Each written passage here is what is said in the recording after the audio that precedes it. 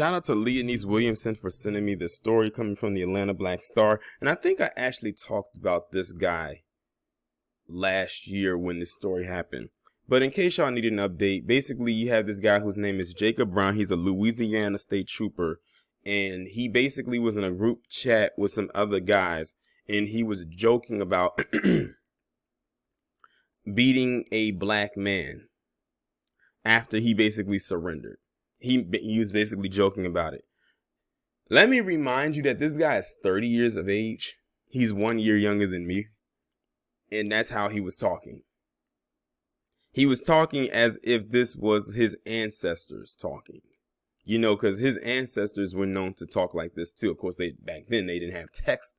So, you know, they just talked amongst each other about how they went out there and beat a you-know-what into a bloody pulp. Well, now it's pretty much come out that I think they said he is resigned. Of course he resigned. There's never a firing. You know, resign means that he can go and work elsewhere and still get his money after said resignation. But let's get into it.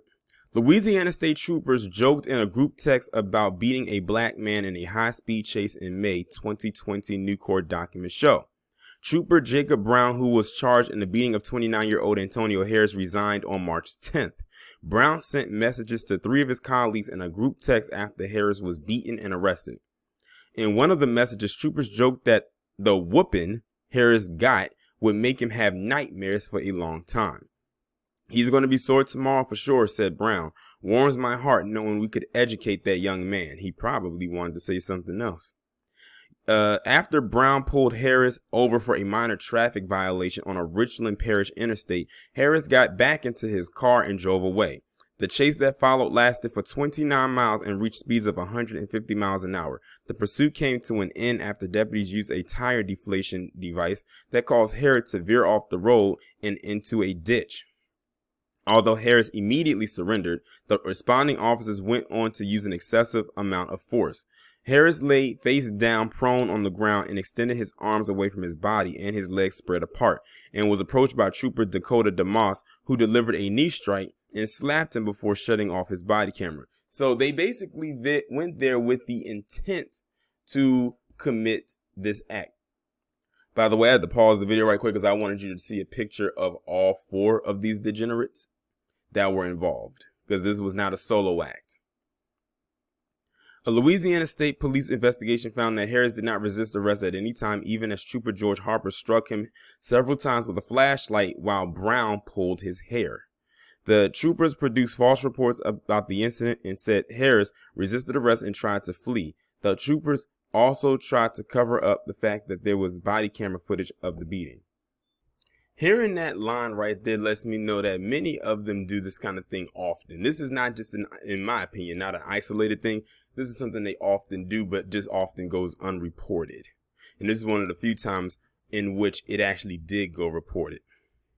It says the troopers produced false reports about the incident and said Harris resisted arrest and tried to flee. The troopers also tried to cover up the fact that there was body camera footage of the beating. Over 14 messages, the men joked and bragged about the beating, and this is where they messed their own selves up. If they didn't brag about it in this group chat, they would have gotten away with it. But because they couldn't help themselves but joke about it, and the thing is, if you was going to joke about it, why would you put it in a group chat? Y'all should just discuss that amongst yourselves. "Bet he won't run from a full-grown bear again," Brown wrote. So he's comparing himself to an animal. Well, at least he had some kind of accurate assessment. "Bet he won't ever cross into LA anymore," DeMoss responded, who earlier jeered that Harris was still digesting that ass whooping. When you hear stuff like that, that goes back to the Sundown series of videos that I'm doing currently at the moment. When he says, "Bet you won't cross over into this part of town." That's how those Sundown towns used to run back then. "He's going to spread the word, that's for damn sure," Harper added. Both DeMoss and Harper have been charged over the beating. Brown also faces charges in connection with 2 other arrests on matters related to use of force. He has been charged in a July 2019 arrest of a black man on drug charges following a traffic stop. Body camera footage of the arrest captured the physical abuse the man endured as Brown worked with another trooper. So he has a history of basically abusing his power by abusing other black men. So he gets off on this. Battery and malfeasance charges was filed against Brown in the May 2019 arrest of Aaron Bowman, who claimed he suffered broken ribs as a result of being beaten with a flashlight in the driveway of his home.